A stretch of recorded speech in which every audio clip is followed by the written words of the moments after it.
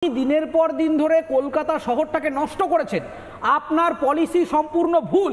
আপনি একটা কথায় কথায় 34 বছরে সিপিএম শাসনের নাম করেছেন, আর আজকে 14 বছর ধরে এখানে শাসন করছেন, একটা সঠিক আরবান প্ল্যানিং করতে পারেননি।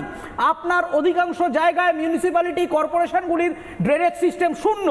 রাস্তাঘাটে মফস্বলগুলিতে কলকাতা শহরের এক বিভিন্ন জায়গাতে, বিধাননগর মিউনিসিপ্যালিটির বিভিন্ন জায়গাতে আপনি দেখবেন ময়লা আবর্জনা রাস্তায় পড়ে থাকে।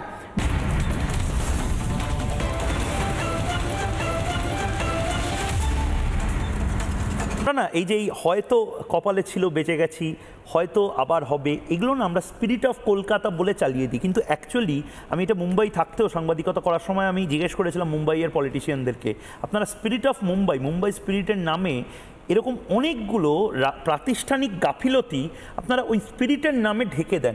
কলকাতার এই স্পিরিট অফ কলকাতা, অনেক বুদ্ধিজীবী বলবে দেখেছো এটাই কলকাতা, পাশে আগুন লাগলো বলছে আবার হয়তো লাগবে, দেখে নেবো ইত্যাদি ইত্যাদি। না, এই অপদার্থতাটা কার? এবং সত্যিই যদি আবার কেউ হয়তো বিদ্যুৎপৃষ্ট হয়ে মারা গেলেন বা হয়তো এরকম আগুনে হয়তো ঝলসে যাওয়ার একটা সম্ভাবনা তৈরি হলো, দায় নেওয়ার কেউ নেই। মমতা বন্দ্যোপাধ্যায় সিএসসির ঘাড়ে হয়তো ঠেলে দেবেন আবার।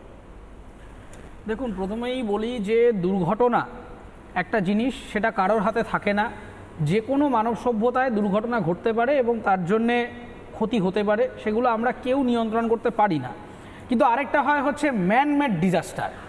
এই ধরনের ঘটনাগুলো যেগুলো একের পর এক কলকাতা শহরে আমরা দেখে এলাম লাস্ট 3 দিন ধরে, এগুলো কোনোটাই সহসা হঠাৎ করে ঘটে যাওয়া কোনো দুর্ঘটনা নয়। আপনি যেটাকে বৃষ্টি বলছেন, আপনি কি করে প্রমাণ করতে পারেন যে এই বৃষ্টি আজকে পরিবেশ দূষণের ফসল নয়, পুকুর বোজানোর ফসল নয়, ওয়েটল্যান্ডটা বুঝিয়ে দেওয়ার ফসল নয়?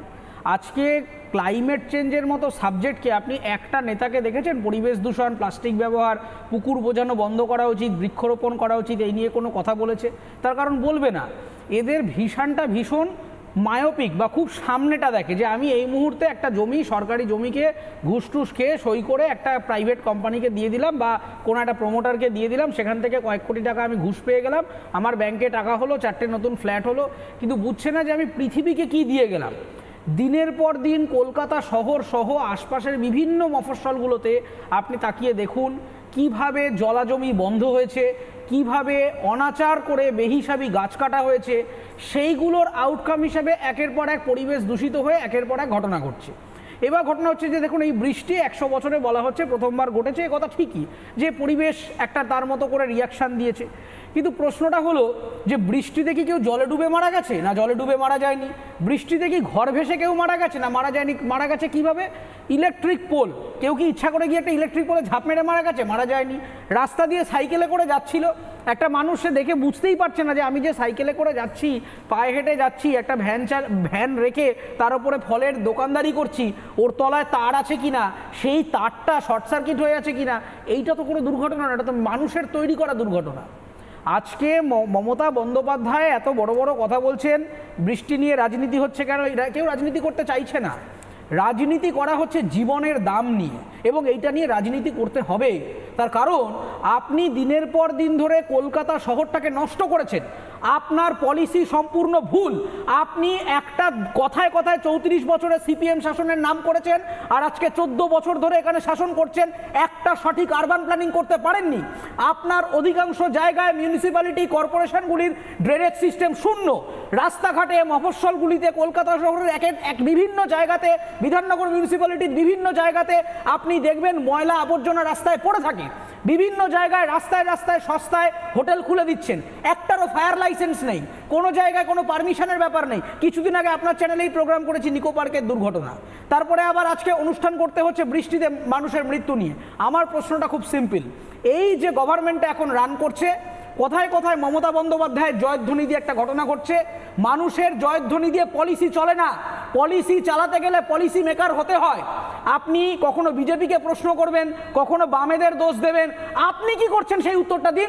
আপনি মানুষের সামনে একটা কাগজ তুলে এনে দেখান যে আমি এই কটা প্রিভেন্টিভ মেজারমেন্ট নিয়েছি। আজকে হাইকোর্ট তো জানতে চেয়েছে, আজকে রিপোর্ট জানতে চেয়েছে যে সিএসসি এবং পশ্চিমবঙ্গ সরকার এই দুর্ঘটনাগুলি এড়ানোর জন্য কি কি মেজারমেন্ট নিয়েছে। আমি দায়িত্বের সাথে বলছি, ভুয়ো রিপোর্ট দেবে, একটা কোনো কাজ হয়নি। বিভিন্ন জায়গাতে হুক দিয়ে কানেকশন চলছে। তার কটা রিপোর্ট তৈরি হয়েছে।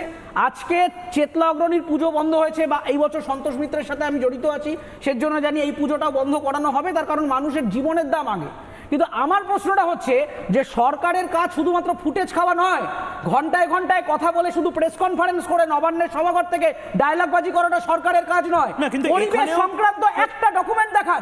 আমি চ্যালেঞ্জ করে বলছি রাজ্য সরকারকে, পশ্চিমবঙ্গ সরকার পরিবেশ নিয়ে একটা প্রপার পলিসি এক্সিকিউটেড করেছে যেটা কলকাতা শহরের পরিবেশকে অ্যাড্রেস করছে। একটা ডকুমেন্ট দেখা, একটা দেখা। নানা ধরনের কন্টেন্ট দেখার জন্য লাইক করুন, শেয়ার করুন আমাদের ফেসবুক পেজ, সাবস্ক্রাইব করুন আমাদের ইউটিউব চ্যানেল। পাশাপাশি অন্যান্য ব্রেকিং নিউজের জন্য অবশ্যই চোখ রাখুন রিপাবলিক বাংলায়।